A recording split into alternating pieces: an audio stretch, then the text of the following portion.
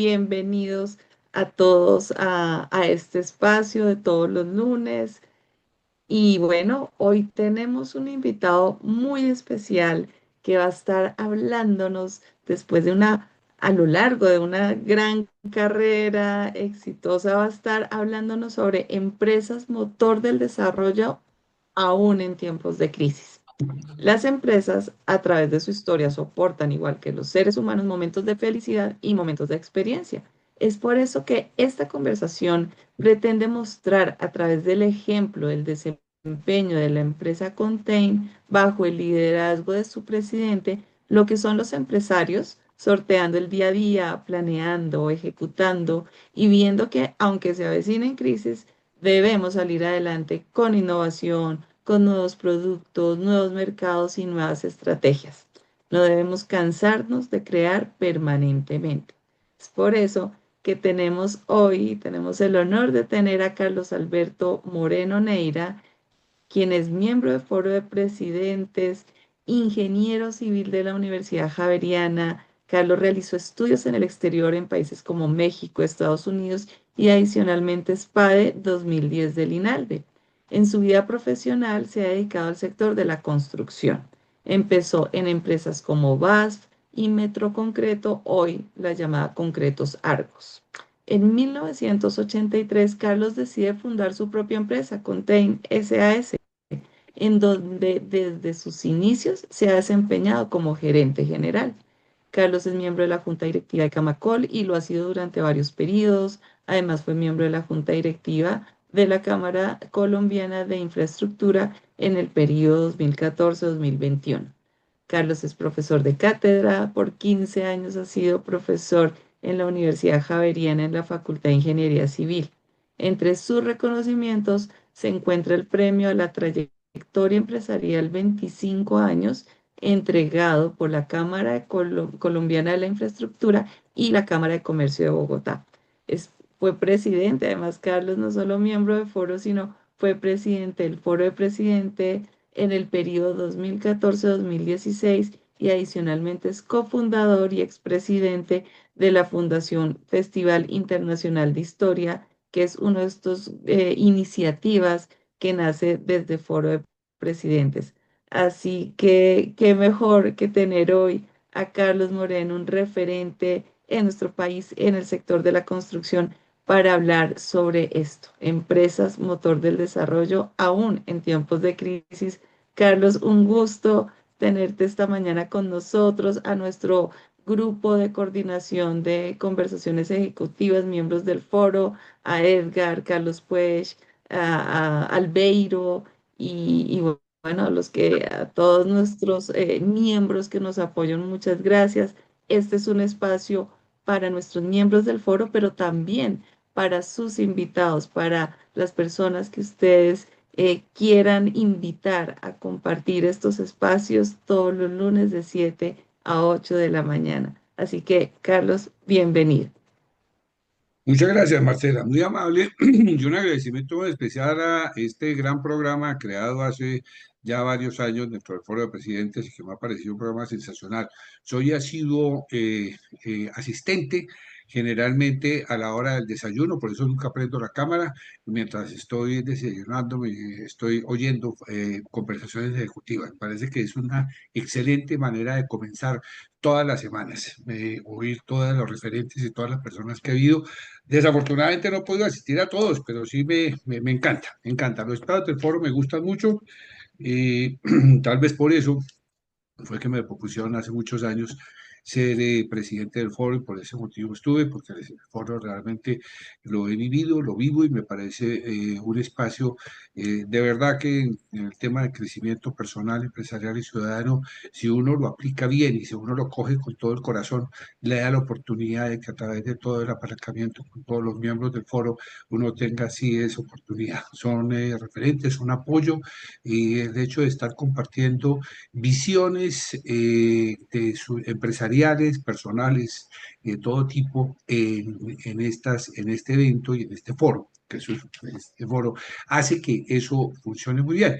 Y es por eso que me pareció muy agradable y muy agradecido con Marcela cuando me llamó y me dijo que hablara de las empresas en tiempos de crisis. Entonces, pues obviamente me puse a pensar y dije, sí, definitivamente los empresarios lo que hacemos es sortear crisis permanentemente. Yo creo que las crisis son, la generan entorno, la generan las medidas, la generan lo que va pasando, la generan factores externos, muchas veces no, muchos de ellos no son predecibles, por más planeación estratégica que se haga, pero pues uno no puede ante ninguna planeación estratégica saber lo que el gobierno de pronto lanza todos los días de una u otra forma, por ejemplo, actualmente, y poder tener, y tiene que tener una capacidad de reacción y de análisis para poder tener y sortear los temas de lo que viene y saber qué le influye y no le influye, no dejarse llevar tampoco por el pesimismo y saber sí qué le influye y qué le puede llegar a la empresa y qué no le puede llegar, porque definitivamente creo que el empresariado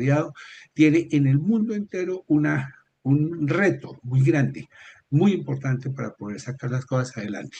Yo comentaba en alguna reunión, en alguna plenaria del foro, que tal vez de los viajes más interesantes empresariales fueron un par de viajes sociales, un par de matrimonios fuera de Colombia. Recién elegido nuestro actual presidente, llegaba a un matrimonio de mi hijo en Ciudad de México y con unos empresarios mexicanos, les decían, ¿ustedes cómo hacían con AMLO? Y me contestaron, nada, él está allá en su gobierno y nosotros trabajamos y nosotros producimos, empresarios como todos nosotros. Y después de eso, muy recientemente, estuve en España también en el matrimonio de la hija de un amigo y le preguntaba a los empresarios en el mismo matrimonio, ¿y ustedes qué hacen con Rodríguez? Y decía, nada, nosotros trabajamos, nosotros somos empresarios y nosotros hacemos empresa y nosotros vamos para adelante y nosotros no podemos distraernos con el gobernante de turno que haya. Eso me pareció un mensaje muy positivo y creo que es básicamente lo que uno tiene que hacer. Aquí hago entonces una reflexión sobre lo que son las crisis y lo que es el momento y lo que debe pasar al respecto sobre todos los temas y sobre todo lo que tenemos que tener. Me puse a pensar cuál es un evento que haya generado crisis en el mundo. Mire, bombardeo de Hiroshima y Nagasaki. ¿Qué pasó en ese momento? La gente podría decir, se acabó el mundo, el fin del mundo, como actualmente se dice. Y resulta que Japón se centró en la reconstrucción económica, invirtiendo en infraestructura, industria y aplicación. El gobierno japonés priorizó la producción e importación de bienes de consumo, lo que llevó a crecimiento económico rápido. La industria automotriz japonesa se convirtió en una de las principales áreas de enfoque, con compañías como Toyota y Honda convirtiéndose en líderes mundiales. Es decir, que no importa el tamaño de la crisis, tiene que haber una reacción y ustedes saben lo que es Japón. Tiene hoy en día unos problemitas ahí con temas que tienen que ver más con la edad de la gente, y en la producción en eso, pero fíjense lo que sale adelante. No importa el tamaño de la crisis, importa es tener soluciones para ella. Entonces, llorar sobre la leche derramada, definitivamente no. Esa famosa fábula que todos nos aprendimos cuando éramos pequeños, yo creo que hay que aplicarla permanentemente. Y volvemos a un tema que puede ser recurrente. Crisis, no, oportunidades. Creo que cada crisis genera una oportunidad. La vida empresarial es la superación de las dificultades y la implementación de la solución en el momento oportuno. Y generalmente el momento oportuno es el ya, la reacción rápida. Obviamente no quiere decir que no pensada, pero por ese motivo sí es rápida. ¿Qué es Contein? ¿Y por qué voy a referirme un poco a la empresa? Pues porque es lo que yo manejo y es donde tomo el referente de cómo supero las crisis y de cómo le pueden servir estas para algunas personas. ¿Por qué nace en el 83? Yo me gradué en el 78 de la universidad, llevaba ya 5 años trabajando como funcionario, había sido residente, Centro 93, los que viven en Bogotá lo conocen, esa fue la primera obra que tuve yo. De ahí en adelante empecé como residente trabajando con una compañía y entonces, pero yo tenía el impulso interno, el deseo natural, el quiero ser emprendedor. Y eso es algo que tenemos los que somos emprendedores y ese deseo de hacer algo, creo que hay que rematarlo, hay que tenerlo y hay que ponerlo a funcionar. Uno no debe quedarse con eso, ¿sí? Entonces empecemos con crisis. No había quien aplicara productos especializados y ahí nace Contein, ¿sí? ¿Por qué? Porque era nosotros dentro de ese trabajo que yo tenía previamente. vendíamos unos productos químicos especializados. Eso hoy en día se llama Bas Química, antes se llamaba Tecnoconcreto, que era una edición Master Builders. Y entonces, ¿qué hay? Hay que aplicar esos productos. Por ejemplo, se hablaba de pisos en industria, superplanos, almacenamiento en altura, un tema que los que son industriales saben de qué estoy hablando. Entre el piso sea más plano, yo tengo una mayor productividad. Entonces, había un tema de números FF, FL que nadie conocía. Y entonces resulta que nosotros sabíamos y sabíamos cómo se hacía. Y habíamos estado en entrenamiento con mis socios, Ernesto Rodríguez de Francisco, habíamos estado en entrenamiento en Estados Unidos y en México y habíamos aprendido cómo se hacían y decidimos, oiga, ¿por qué no creamos una empresa? Contein, ¿por qué se llama Contein? Porque eso quiere decir construcciones técnicas de ingeniería. Y empezamos a trabajar construyendo solamente esos pisos industriales y instalaciones de maquinaria con productos especializados, manejo de asepsia, que ustedes saben que mucha industria alimenticia tiene unos temas de asepsia, y entonces hay unos productos antisépticos que se aplican en grandes extensiones de los pisos, en laboratorios farmacéuticos, en todo esto. Y tenemos nuestros primeros clientes, Verol, ¿se acuerdan los lápices Mirado número 2 que le pegaron al colegio, lo fabricaba Verol? Sharing Plug, Icollantas, Schwarz Silueta, Kellogg's, Calzado Panam, empresas que algunas de ellas, como Panam, como Icollantas, que ha cambiado de dueño, no sé si exista todavía o no, ya no existen, y fueron los primeros trabajos que hicimos en eso, primeros trabajos que tuvimos que hacer como una oportunidad de darle una solución a una crisis del momento. Inclusive ahí tuvimos nuestro primer trabajo internacional. Nos contrataron en Ecuador para construir una planta y competimos contra unos alemanes y unos gringos. Imagínense cómo nos la ganamos de fácil. Obviamente el costo de producción colombiano es mucho más barato que traer unos alemanes y unos gringos a hacer eso, que hoy en día ya lo hacen muchas empresas, pero en ese momento no lo hacían. Entonces, ahí nace en ese tema, en esa parte. Pero entonces viene una cosa y es los ingresos de la empresa, solamente haciendo esos pisos industriales, no eran suficientes para pagar a los dos socios, no había cómo manejarlo. Ya habíamos creado una estructura empresarial, administrativa. Yo creo que es un tema, y preparando esta crisis, dije, ¿en qué universidad aprendí yo administración y contabilidad? En la familia. Mi papá era industrial también, estaba uno viendo los temas industriales, la parte contable, mi mamá era su mano derecha, entonces teníamos una visión administrativa y de principio le metimos administración a la empresa. Pedro Gómez entonces me ofrece la gerencia de Metroconcreto. Yo le digo, es una empresa que en ese momento era Pedro Gómez, Cementos Paz de Río, que lo compra después Argos, por eso Argos se queda con la empresa, y las dos, Masuera, que era la compañía más grande, y Murillo Lobo Guerrero. Y esas eran cuatro vacas sagradas del año 87 en ese momento en Colombia. Y esa, mi junta directiva, en donde era dificilísimo hablar de Metro Concreto, pero era muy fácil porque ahí se resolvían en esa junta directiva muchas de las cosas que pasaban con la construcción en Colombia. Ahí entra Argos comprando cementos para el río y ahí Argos compra Metro Concreto. Y desde el principio yo le dije al doctor Pedro, yo me quedo 2 años, porque vengo aquí a ayudar a eso. Yo sabía de concretos, la verdad, era una de las especializaciones que había hecho y me quedo acá. Pero tenía que aprender administración de empresas. Me acuerdo que me preguntaban a un ingeniero civil que presentaba un estado de uso y fuentes de fondos. Esa vaina no tenía ni idea qué era. ¿Sí? Entonces, obviamente, me tocó devolverme a Incolda, los que se alcanzan a acordar, existía el Incolda, aprender administración financiera. Y toca aprender, porque toca prepararse para todo, no puede dejarlo. En el 89 vuelvo de tiempo completo con TI, pero con la experiencia de haber gerenciado una sociedad anónima. Entonces empiezo a aplicar prácticas aprendidas, organización de empresa, crear procesos, eso es importantísimo. Cuando nos certificamos con los ISOs era muy fácil crear, ¿por qué? Porque teníamos procesos, crear cultura y selección de personal. Esto no lo aprendí en la sociedad anónima, sino esto es en función de los valores.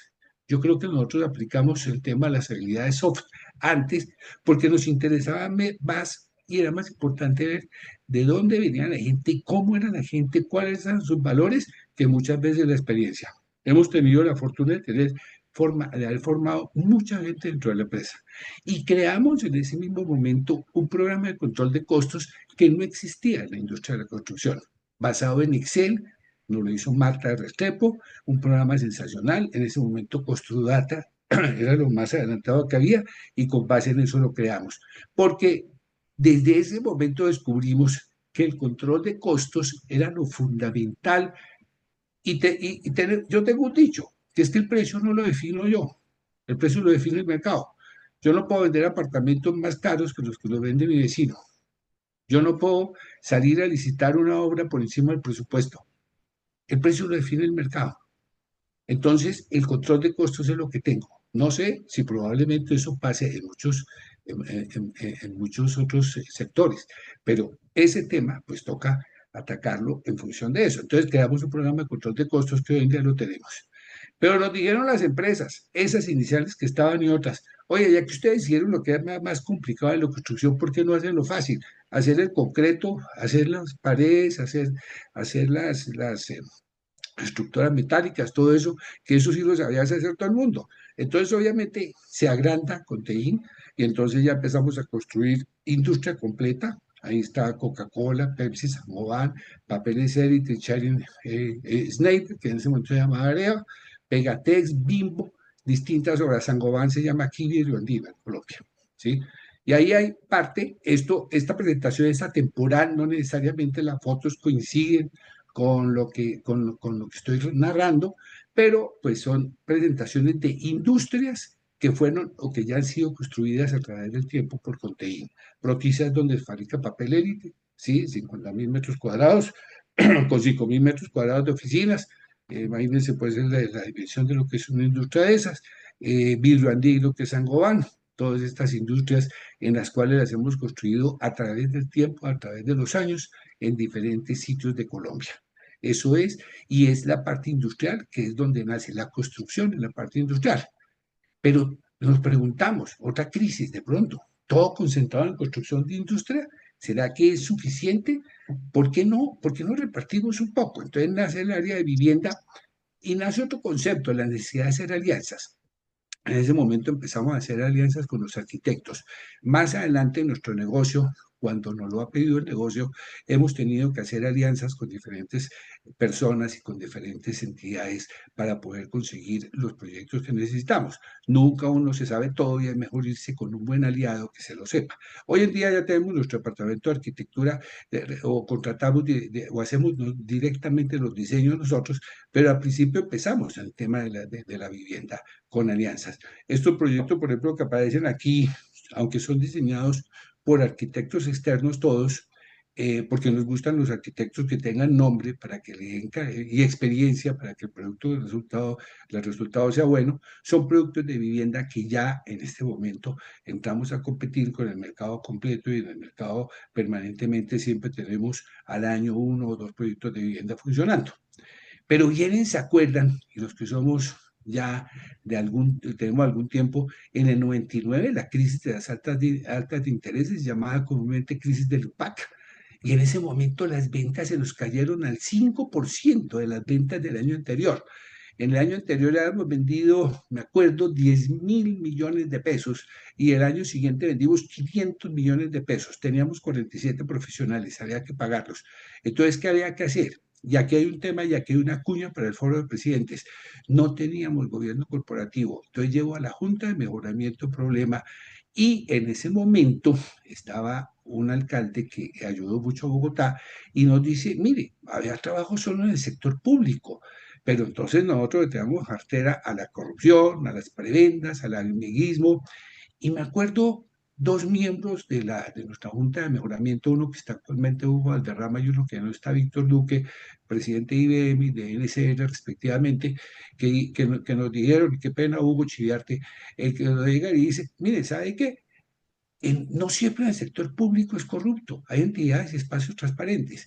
Y con base en eso nos dijimos, vámonos al sector público porque no podemos tenerlo. Entonces nace una nueva línea de negocio con TI. Entonces comenzamos a licitar, creamos equipos de profesionales, estudiamos cómo era el tema, porque aunque sea pegar ladrillo en vivienda, aunque sea pegar ladrillo en industria y aunque sea pegar ladrillo en el sector público, son tres negocios completamente diferentes. Y entonces había que estudiarlo, había que aprenderlo, había que dedicarse, no había tiempo. ¿Y por qué no hay tiempo? Porque hay compromisos financieros, económicos. Con los bancos tocó sentarse a negociar, con los proveedores tocó sentarse a negociar de las deudas que se tenía y había que cumplir. Porque creo que si algo es importante en el sector de la construcción y creo que en todo, es cumplir. Cumplir con la entrega de lo que sea, de la industria, del comercio, de la vivienda, de lo que sea, y no tenerle miedo al cambio. Había que quitarse ese miedo al cambio.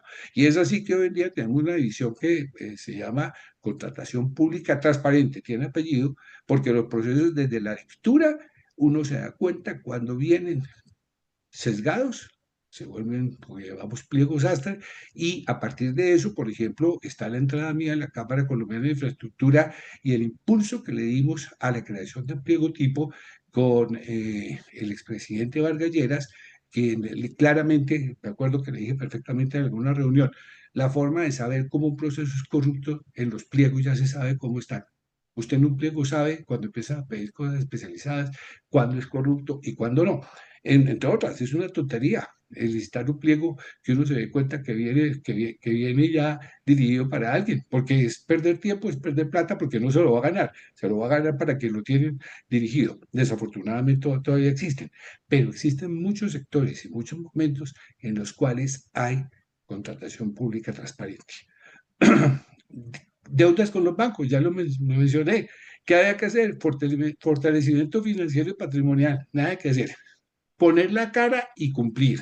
Irse a los bancos y decirles, tenemos crisis, en el 99 tenemos deudas con los bancos, hay que cumplir y les prometimos mucho trabajo y trabajamos y los bancos se volvieron casi que nuestros socios en ayudarnos a impulsar que las cosas funcionaran y funcionaran bien.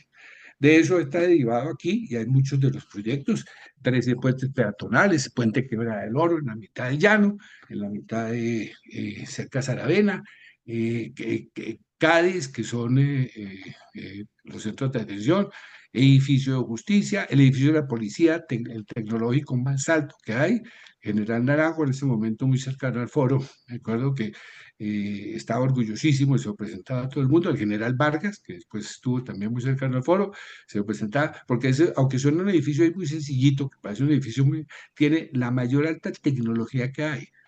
92 puestos de trabajo, un salón de crisis, 4 pantallas de 8 metros por 25 metros, donde se ve todo lo que está pasando en Colombia. En tiempo real, ¿no?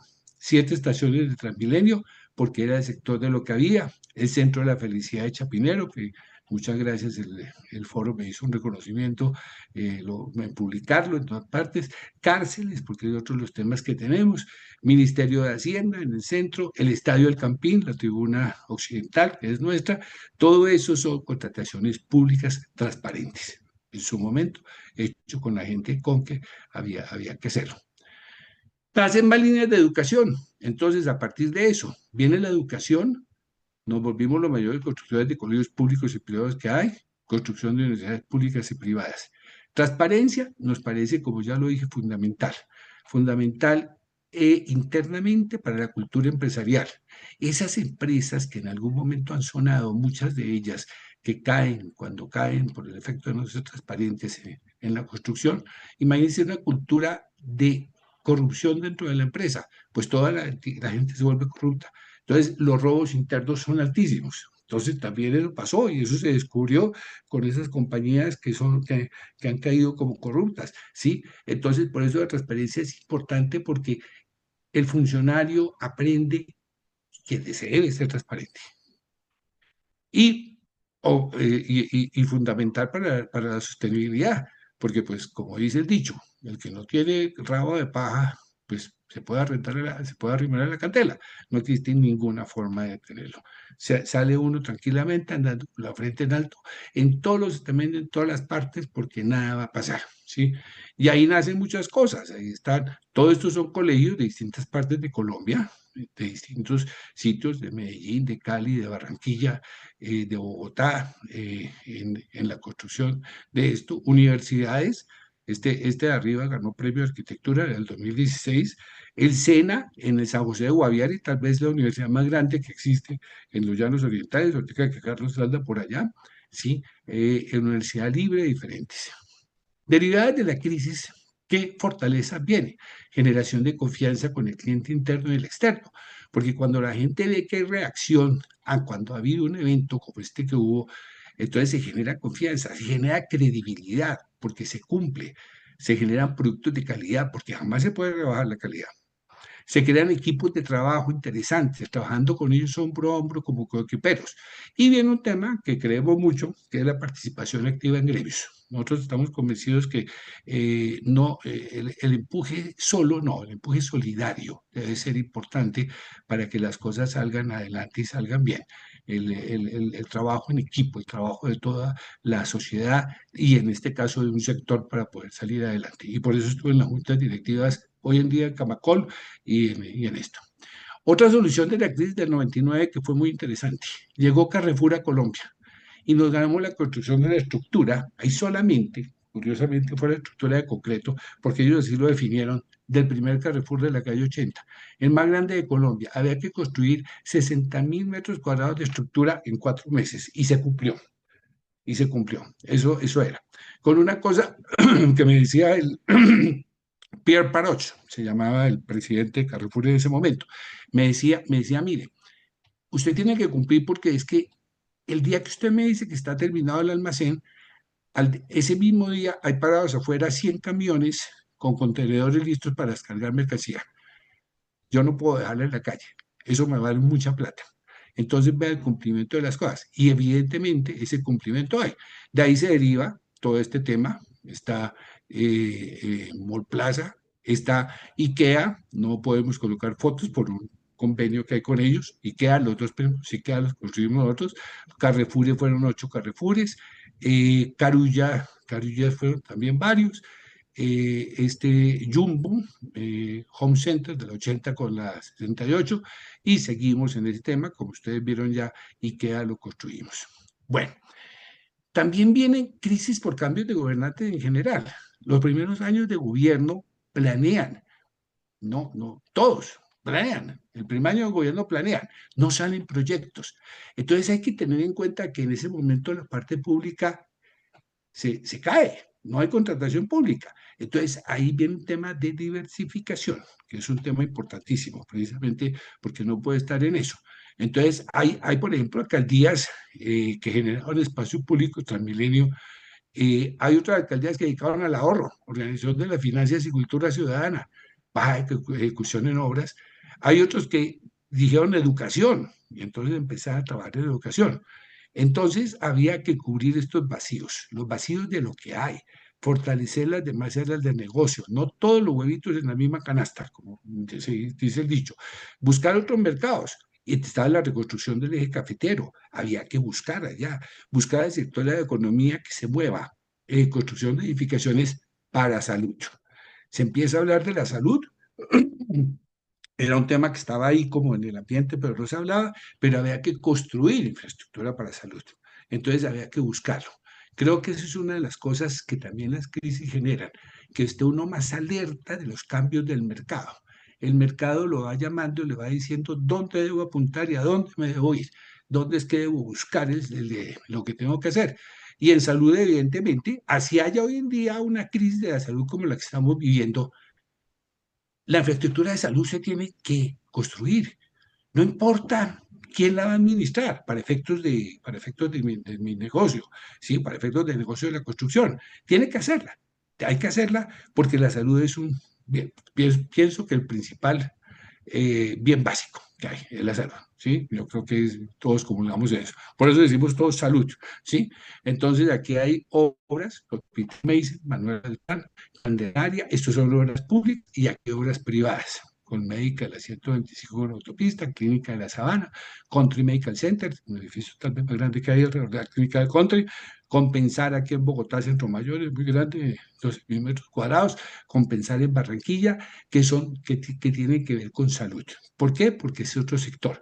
Construcción muy especializada por el tema de asepsia, por el tema de redes, gases medicinales, temperaturas que hay que mantener, quirófanos, en donde no puede haber chispas, una cantidad de temas que hay en los cuales viene y por lo tanto es la importancia de estudiar, mantenerse tecnológicamente al día para poderlo tener y de tener equipos de trabajo que sean los que puedan generar y puedan tener para efectos de esto. Crisis, carreteras de San Salvador, fueron unas crisis para nosotros. Habiendo construido edificaciones en ese país donde el resultado fue bueno en edificaciones, nos metimos a hacer carreteras. Habíamos construido vías de Colombia anteriormente, pero nos dimos cuenta en Salvador que no sabíamos lo suficiente. Este fue un tema en el cual tuvimos un revés económico muy fuerte, invertimos mucha plata, ¿sí? Y había que definir nuestro negocio está en edificaciones y no en vías, ¿sí? Allá no fuimos y en ese trabajo no nos fue bien, sistema de contratación, ojo con ese tema de exportación. Aquí nos impulsamos un poquitico que a exportar, como les contaba, hemos construido algo en Ecuador, algo en Venezuela, y entonces vámonos y se nos abrió oportunidad en Salvador, construimos allá un par de edificaciones que nos fue muy bien y entonces nos metimos en unas carreteras y no fue bien. No necesariamente exportar es la solución. Creo que eso llega y llega en su momento y hay tal vez, y fue nuestra principal falla, que exportar lo que uno más conoce, en lo que uno más domina, en lo cual uno puede ser más líder y no en esto. Y carreteras no era principalmente nuestro fuerte. Hay que tener en cuenta que era un poco también pensando en crecimiento de la empresa. Resulta que un edificio de estos grandotes, como les estoy mostrando, vale 100.000 millones de pesos. Y una carreterita de 10 kilómetros vale 100.000 millones de pesos.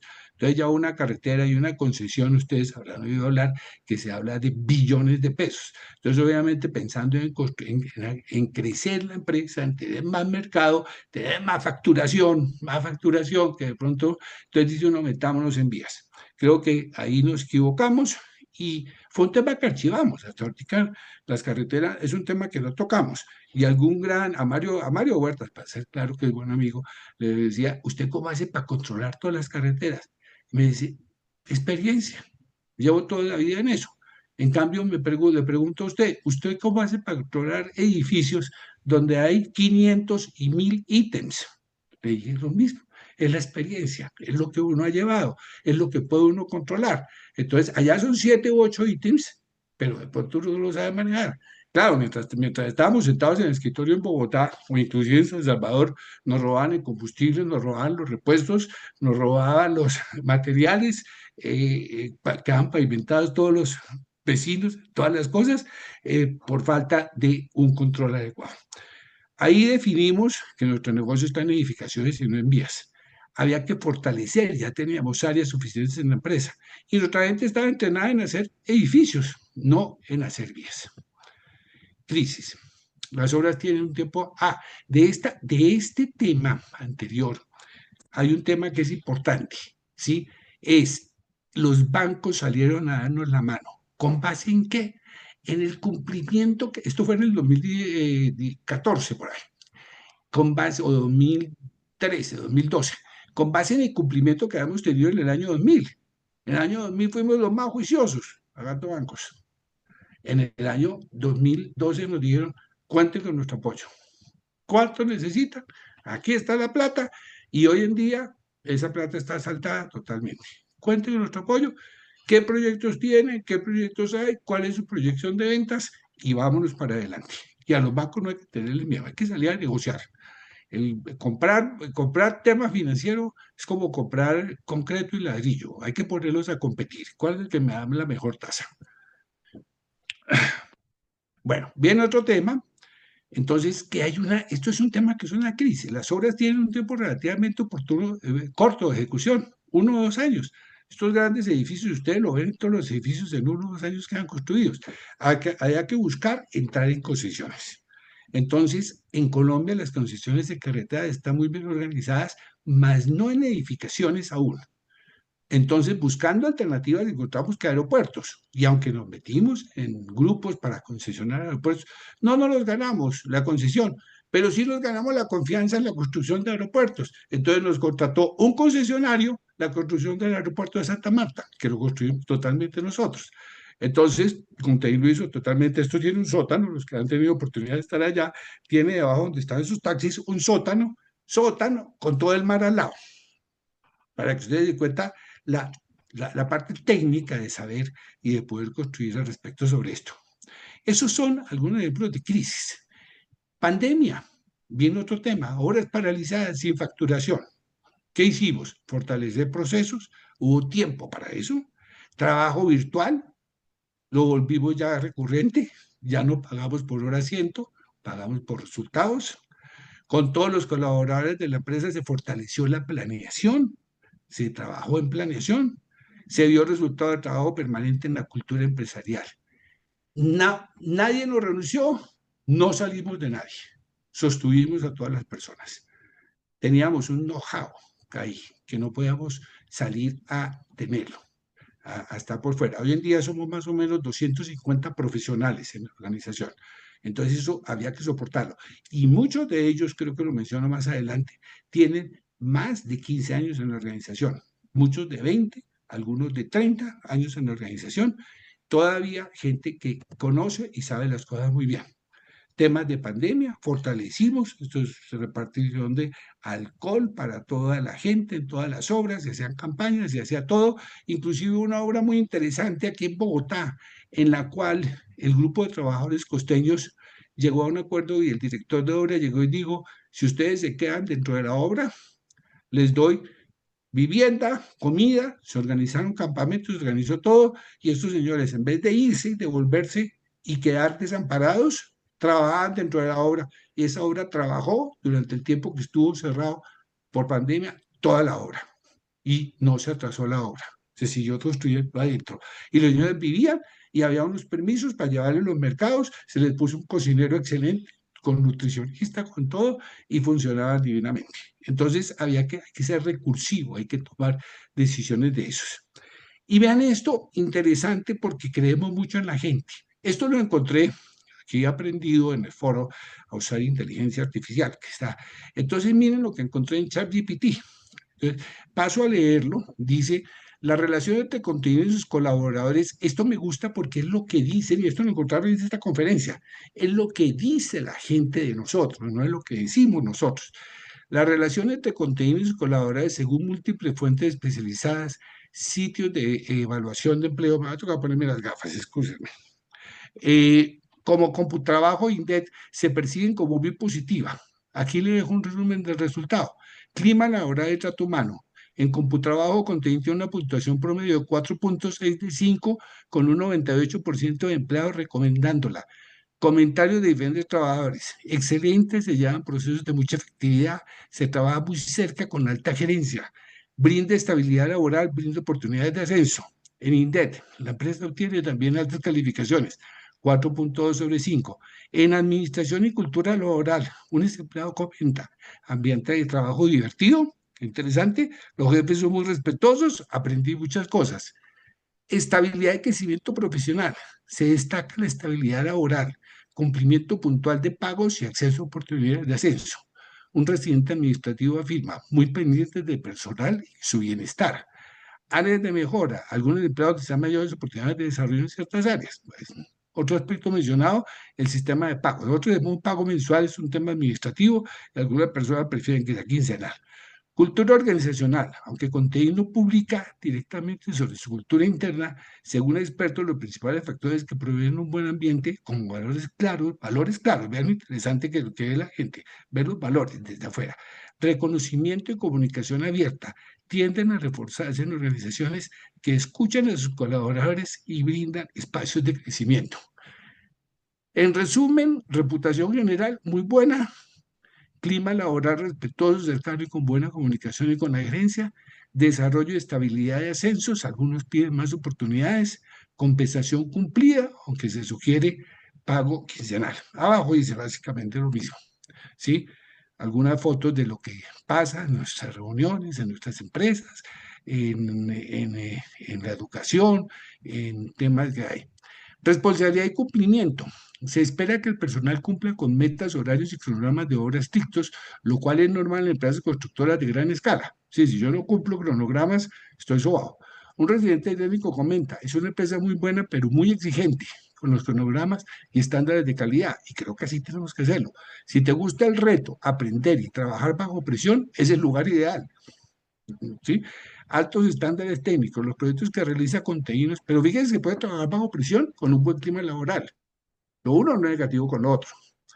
Los proyectos que realizan contenido, hospitales, aeropuertos, plantas industriales, requieren precisión, coordinación interdisciplinaria y control riguroso de calidad. Su sistema de gestión está certificado, lo que obliga a todos los empleados a seguir procedimientos estrictos. Supervisión cercana. Muchos empleados destacan que la gerencia está muy pendiente del personal, lo que implica un alto nivel de supervisión.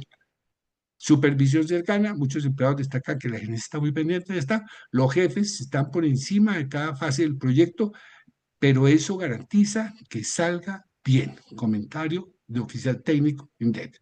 Presión laboral moderada, aunque se menciona presión por cumplimiento, también se valora el ambiente humano y el respeto, lo que compensa la exigencia.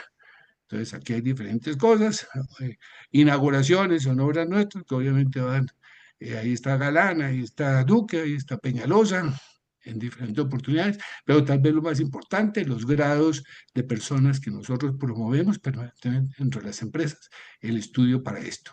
Normas y procedimientos, calificación alto, cumplimiento de programas, calificación alto, rigurosos con tiempos de entrega, supervisión medio alto, gerencia cercana y supervisión constante, ambiente humana, a pesar de la exigencia de respeto y estabilidad. Dentro de los equiperos que trabajan en la empresa hay un gran porcentaje con más de 15 años de antigüedad, ya lo había mencionado.